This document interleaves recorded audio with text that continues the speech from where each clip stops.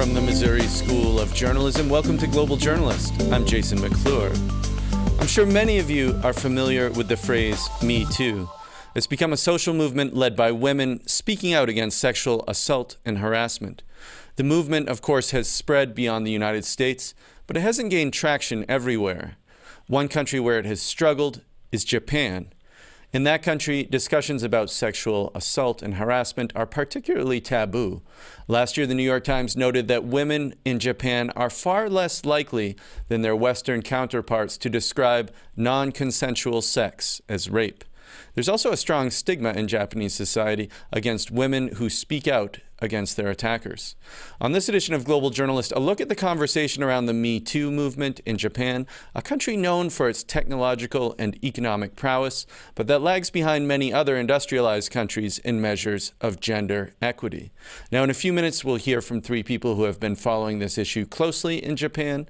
But first, we're going to talk to Jake Adelstein in Kyoto. He's the Japan correspondent for the Daily Beast and has closely covered a case involving a high-profile rape allegation against a prominent Japanese TV news presenter. This case has come to symbolize some of these issues in Japan. Well, Jake Adelstein, welcome to Global Journalist. Hi, it's a pleasure to be on the show. Well, let's start with this one case. There was this young journalist named Shiori Ito.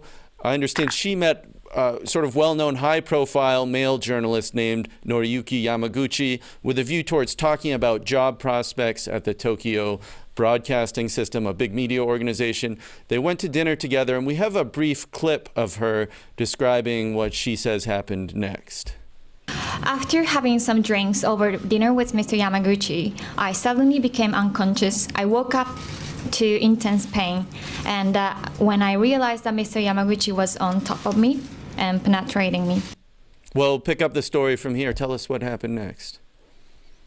Well, Shiori went to the police, and at first, the Takanawa Police, which is part of the Tokyo Metropolitan Police Department, and at first they were very reluctant to take her case because she waited 1 or 2 days before she went to the police, and in general, the Japanese police don't like to handle sexual assault cases. That has a lot to do with how the laws used to be in Japan, and also because prosecutors punt on about half of sexual assault cases where there actually is an arrest made because they don't like to lose. And cases of sexual assault are hard to prove. So with all that in the background, Shiori went to the police.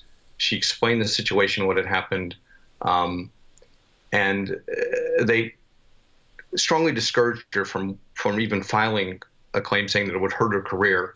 But she was persistent, and she convinced them to go to the hotel where she alleges she had been sexually assaulted, and get the videotape that did show her being dragged into the hotel completely unconscious, which supported her allegations of what in Japan is called quasi-rape, being raped while unconscious.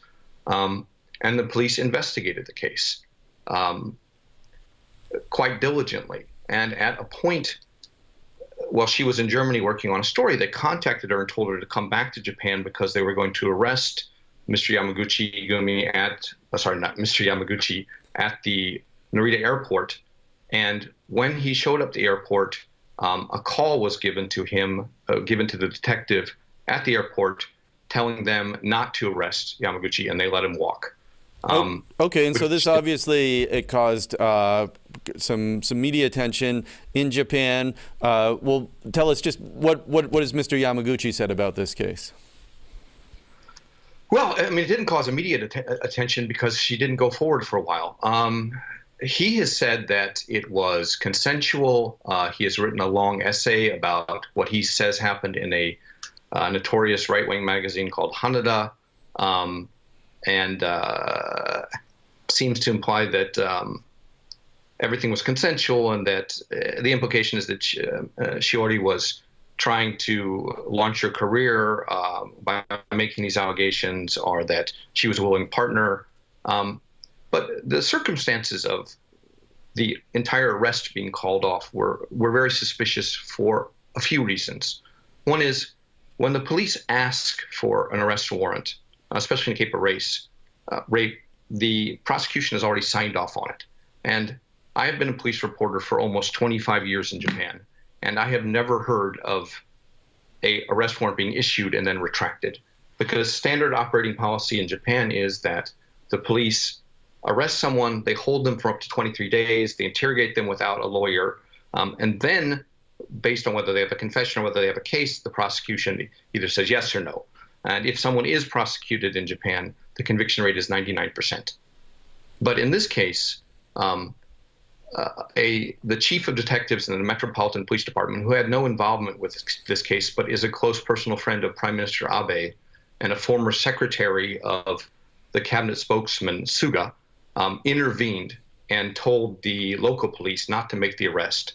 And then the prosecutor was switched out of the case, and the rape case was taken from the local police station that was handling it to the Metropolitan Police Department, which sat it on a year, and then basically sent it to the prosecutors, and the prosecutor said, "There's no case."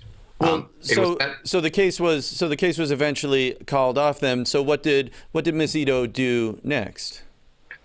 She decided that she would go to the prosecutorial review board and ask for them to reconsider the case. There have been a few cases in which the prosecutors have punted, and the review board has said you have to prosecute. The most well-known being the nuclear accident that happened in Fukushima. Several times the prosecutors refused to prosecute, and the review board said, no, there is criminal negligence in this nuclear disaster, you have to prosecute. But the odds that she already would win that were very low. But on May 29th, she had a press conference at the court press club in Tokyo, and she came forward with her first name. She didn't use her family name at first because her family was not supportive of her going forward. And that began the media attention to it. It should be pointed out that the first reports of this sexual assault happening and what seems to be a police cover-up with influence by the Abe administration was the weekly magazine Shukan Shincho, one of Japan's better investigative weeklies. So, well, Jake, I think we're going to get to that case in just a moment here, and we're just out of time. Thanks so much for joining us. You're welcome. A reminder that this is Global Journalist. On today's program, we're looking at the culture of silence around sexual assault and harassment in Japan, and how the Me2 movement has struggled to make progress in the country. To broaden our discussion, we're going to bring in three other guests who have been tracking this issue. Joining us from Tokyo is Motoko Rich. She's the Tokyo bureau chief for the New York Times. Also with us in Tokyo is Noboko Kobayashi. She's a business analyst at A.T. Kearney. She also writes on women's issues for the Nikkei Asian Review. Also with us from Tokyo is Vicky Scorgi. She's the director of Tell Lifeline in Japan, a mental health crisis line. Welcome to all of you. Motoko Rich, let me start with you here. Jake Adelstein was talking about this well-known case of Shiori Ito in Japan, and it sounds like what was unusual about her case, well, there's several different aspects of it, but she came out and spoke publicly. Yeah, I mean, I think that's actually, when it comes right down to it, one of the most extraordinary things about it, and that she was incredibly brave in this culture in which sexual assault and even talking about sexual harassment, which is known to be rampant, is taboo. There's sort of a tacit acceptance that women, either in the workplace or in social situations, are going to expect a certain level of sexual harassment. So in this particular case, it allegedly went beyond harassment into assault. And it's very, very rare that a woman who is a victim of a sexual assault will come forward. I mean, I had been trying to cover some other cases that were in the courts, and we had a hard time even getting the lawyers who were representing the plaintiffs to speak publicly. So you can imagine, in a culture where it's so taboo to speak out, how much courage it took for her to come forward, give press conferences, give interviews. And the thing was, it didn't get a lot of coverage from the Japanese press. There was a little bit of a cursory coverage of her press conference, but there wasn't a lot of digging. And it was surprising because it was happening just a couple of months before the international reckoning that started in the United States, the Me2 movement, that kind of exploded with the first revelations both in the New York Times and the New Yorker about Harvey Weinstein. It just wasn't taking off here in Japan, and Shiori, despite all her bravery in coming forward, was not getting a lot of attention from the Japanese media. And Nobuko Kobayashi, talk to us from your point of view about the significance of this case. It does appear that many cases of sexual harassment and sexual assault are related to issues in the workplace. Yes, absolutely. And I think it's not just a culture of shame or putting group in front of individuals. I think it's also traces back to kind of a dual career that people have in Japan. Dual career means that men have their career and women have theirs in parallel, and they never merge. So even if they were journalists, both of them, probably the male journalist felt much less threatened by Shiori than he would have by a male colleague. And that is a real problem because women don't see any merit from speaking up because they know that they will not be taken seriously. Then, there's only the downside of speaking out, which is the shame, and also you may be seen as you're doing it for selling your name, even worse. So that's the parallel career that exists in Japan, except for a few exceptions, I think is at the root cause of sexual harassment and women's silence in the workplace. And Vicky Scorgi, one of the issues that I know you've talked about in the past that appears to have been also the case in Shiori Ito's instance is that just going forward to the police and speaking with the police can actually be sort of a difficult and humiliating experience in and of itself. Absolutely. And one of the things that was mentioned was that the gentleman came forward and he said, no, this is not how I saw it go down. And if the perpetrator goes to the police after the woman has been brave enough to go and make a statement and says that if the perpetrator comes forward and says, I'm sorry, I think it was consensual, I'm really sorry, then the case won't go forward. So you have that aspect of it. The other aspect you have is even if the woman is going forward, and in this particular case, it was a dating rape thing, she was drugged, and more often than that will not be prosecuted because they can't remember what happened, and the police is not going to go forward with that. And even if they did, and have gone through all of that, then they have to they have to reenact the rape or the assault, and the trauma that is done through that and the re-traumatization of that is enormous. I'm sorry, you said they have to reenact the rape or assault when they go to the police. What do you mean by that? Absolutely. They have to demonstrate to the police and reenact with a doll or a video or some manner what happened to them. They are not offered counselling or support after this. And I think a factor that we're not even considering in there is that a quarter of these women will go on and take their lives. Well, the ramifications of not supporting them is enormous. Well, Motoko Rich, you covered a story this week about a senior official in Japan's finance ministry resigning after he faced multiple allegations of sexual harassment by female journalists. Jake Adelstein referenced this briefly. Tell us just a bit about that case. So this was a case where there were allegations not of assault, but of sexual harassment, where the most senior bureaucrat in the finance ministry would go out for drinks or dinner with journalists, or the journalists would invite him, in the course of doing their work, either through in groups or perhaps one-on-one to have sort of networking meetings or just to talk about policy issues. And he would make rampantly and wildly inappropriate, or the allegations is that he was making wildly inappropriate sexually charged comments, offering to have an affair or asking if he could touch a woman's breasts, that kind of thing. He has denied the charges, although he seems to be presenting a case that he doesn't remember. So it's not entirely clear whether he's denying them or whether he just doesn't remember what happened. And he has decided he tendered his resignation, and it has been accepted. He says it's because he doesn't want to bring dishonor to and confusion and chaos and too much drama to the finance ministry. But it's interesting that he decided to resign his job after these allegations emerged. And Nobuko Kobayashi, I'm sorry, go ahead. I was going to say one thing is that I've been starting to talk to other journalists, and they're telling me that the allegations that have come out in this case may sound somewhat extreme in terms of the sort of extraordinarily sexually charged language that he was alleged to have used, but that kind of a low-level sexual harassment is considered to be part of the job for women, not just in journalism, but in most cases, that there's this huge culture of going out after work and having drinks with colleagues, and that women are telling me that it's sort of expected that they're going to take, that they're going to be getting a lot of these sexually charged comments, and that they're supposed to just sort of nod their heads and accept it. Well, Nobuko Kobayashi, you've worked in the business world for many years. Tell us, does that reflect your experiences and what you've seen as well?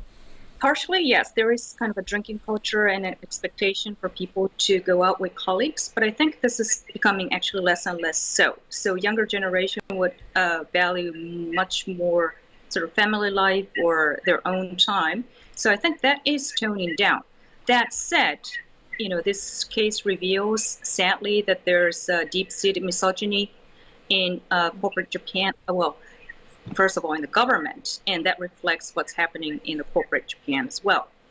In this case, particularly, I think the women fought smartly by being anonymous, but by recording the conversation, of course. And this is a crucial part. Shiori Ito was not anonymous. But in most cases in Japan, sexual harassment claims through workplace are reported anonymously. And what happens after that gets very murky because oftentimes the process is unclear, not well thought through. So if the person is anonymous, you're supposed to have a neutral party investigate the case without invading privacy, and you have to hear from the other party as well, the male part. But that process has not been established, nor is well understood. Therefore, the women who do report anonymously may end up being silent after all. Well, Vicky Scorgi, talk to us, if you would, about either of these two cases. Here are other cases. To what extent do women who come forward, do they face sort of public backlash or further harassment for speaking out? So I was supporting a case last year, and the woman came forward. She was really brave enough to come forward, and she was struggling to get her case heard by the prosecutor. She and her husband did this grueling reenactment, and then they still didn't get it heard by the prosecutor. The gentleman that she was had the allegations against began stalking her. And neither her or her husband were given counselling, and both of them ended up, he very depressed, and her feeling, well, what was the point of all this? Do I matter? What is my worth? Why did I even bother? It's a really big problem from lots of levels.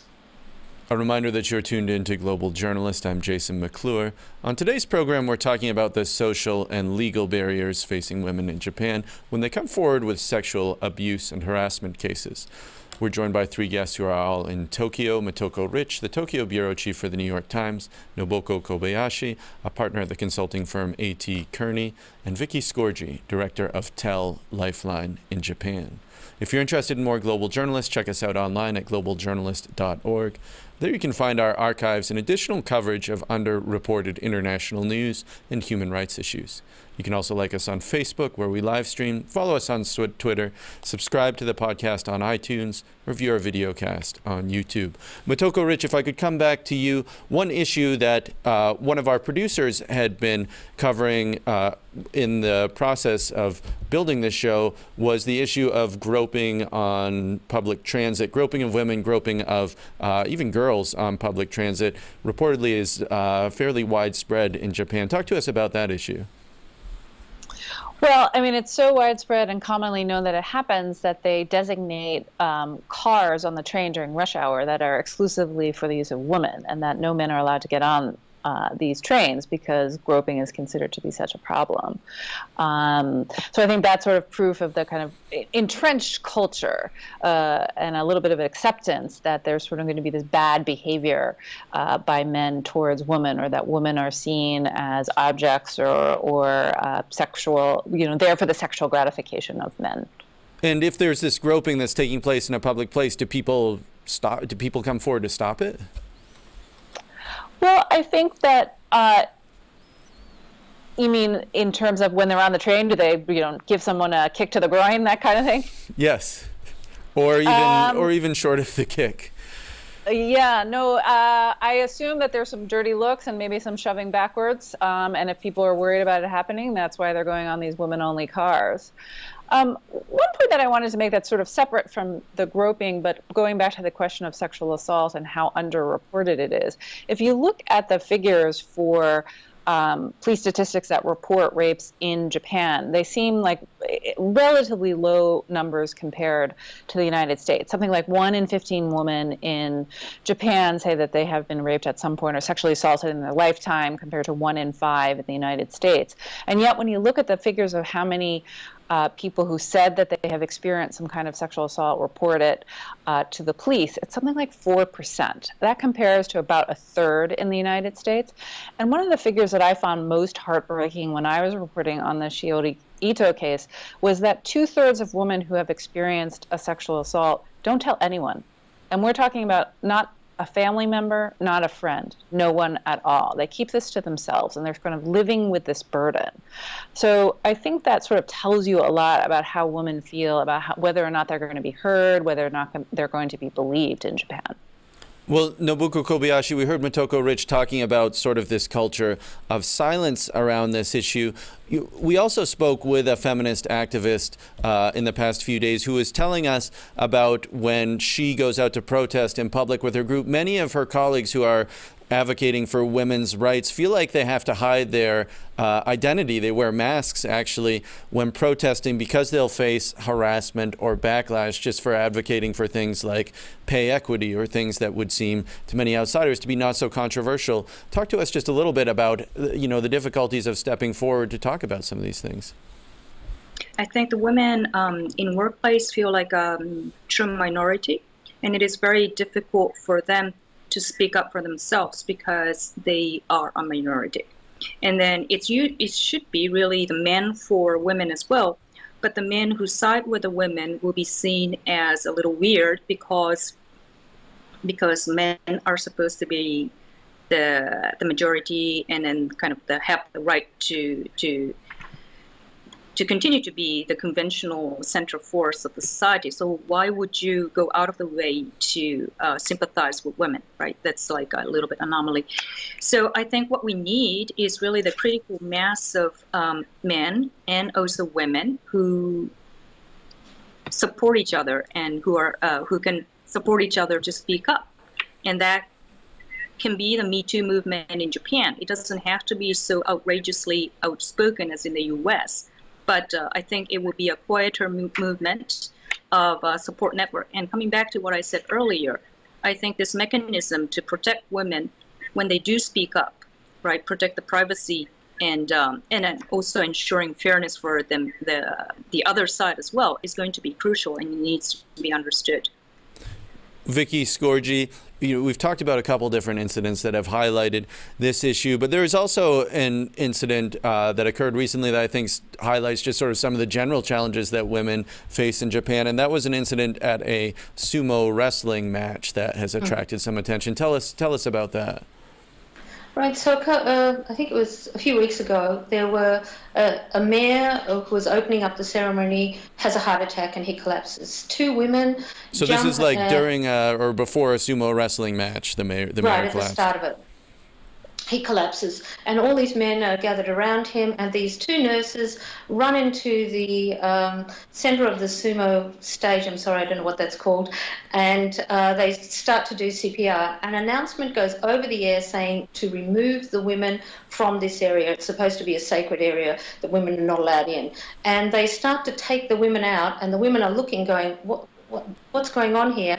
And they then push the men out of the way and continue to do the CPR, and the mayor lives. And there was such a backlash about how they were treated in the news and on the TV and radio of women that were complaining, and I thought this was really encouraging, the way that it was reported and spoken about. And that says that there's some change. And it's a little bit like, I'd just like to come back to the groping thing. 10 years ago, when I was on a train, when I first was in Japan, I was groped on a train, and I said something, and I told the man off, and everybody looked at me like, what's this crazy foreigner doing? A number of years ago, about 2 years ago, I was on a train, and a similar thing happened, and the woman said something, and everyone in the train turned around and said to the man, and took the man and took him to the conductor, and made a statement out of it. So I think there is change happening, but that people need to feel that it's okay and acceptable, and the women need to feel that they have rights and they're supported by the community. So there is some change. And Motoko Rich, Vicky Scorgi has seen some positive developments happening in Japan on this issue. Is that how you see things as well? Well, I think it's sort of 2 steps forward, 1 step back. I think she's right about that. The reaction to the situation where the women were trying to save a man's life in the sumo ring and then they were effectively kicked out, there was a sort of huge outcry on social media and in the general media. So that's absolutely right, that the public saw this as a ridiculous expression of tradition. On the other hand, in this most recent case where the finance minister has resigned, even though the woman who has made the allegations has remained anonymous, there's been a lot of attacks of her on Twitter where fairly prominent commentators have said, she had it coming. Why did she go out to dinner with him? Why did she go drinking with him? Someone's used the term honey trap. And the same thing happened to Shiori Ito. I mean, she had to leave the country for a few months because she was getting attacked so much on social media. So I think it's true that there are some signs that things are getting better and that women are feeling a little more empowered and that their voices are starting to be heard. But I think there are still a lot of alarming situations where women are feeling attacked, much less not supported. And Nobuko Kobayashi, where do you see things moving 3 years from now, 5 years from now? How will we be talking about this issue differently? Well, I think it is moving into the right direction, but probably too slowly for Japan to really catch up with the rest of the world. So Japan often marches to its own beat, but in this dimension of gender equality, I think we have a long way to go, and we have to really accelerate. Regarding sumo, actually, the more another alarming situation was with these girls, young girls who were not allowed to compete in sumo school event because they were girls, and this is really outrageous, because what kind of a message do you send to little girls that they cannot do things just because they're girls? And we're not talking about some emerging countries. This is Japan. And the fact that this is still happening today is really discouraging to me, because to really combat the misogyny issue, you really have to start early. You have to educate boys, young boys, and then also girls, that there's no difference in the gender for abilities, and then they have the infinite potential. But it takes a long time to really educate and have these children grow up. So, in the short run, I think we need to train for unconscious biases, and also the women need to be strong enough to speak up. But that is only possible when there's a mechanism that protect them is there and well understood. Well, we're out of time for this edition of Global Journalist, a production of the Reynolds Journalism Institute at the Missouri School of Journalism and KBIA Mid-Missouri Public Radio. Many thanks to Jake Adelstein, Motoko Rich, Nobuko Kobayashi, and Vicky Scorgi. Our assistant producers this week are Lily Cusack and Maggie Duncan. Raina Sims is our supervising producer, and Jiwon Choi is visual editor. Aaron Hay is audio engineer. Travis McMillan is director. For all of us at Global Journalist, I'm Jason McClure. Thanks for tuning in.